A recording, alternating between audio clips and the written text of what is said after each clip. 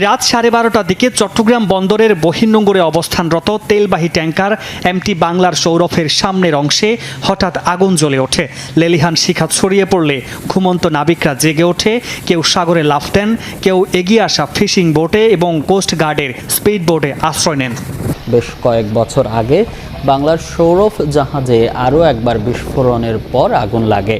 এর আগে গত সোমবার পতেঙ্গায় ক্রুড অয়েল খালাসের সময় বাংলার জ্যোতিতে বিস্ফোরণের পর অগ্নিকাণ্ড হয়। এতে 3 নাবিকের মৃত্যু হয়।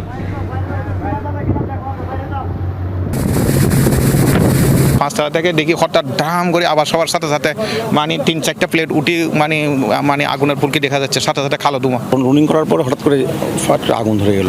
আগুন তখন চিৎকার মারছে, রুম থেকে বেরিয়ে নিচে নেমে গেছে। পরে বাইরে এসে দেখলাম যে ডেকের উপরে আগুন জ্বলতেছে। যখন ক্যাপ্টেন স্যার অ্যাবান্ডন্স ঘোষণা করে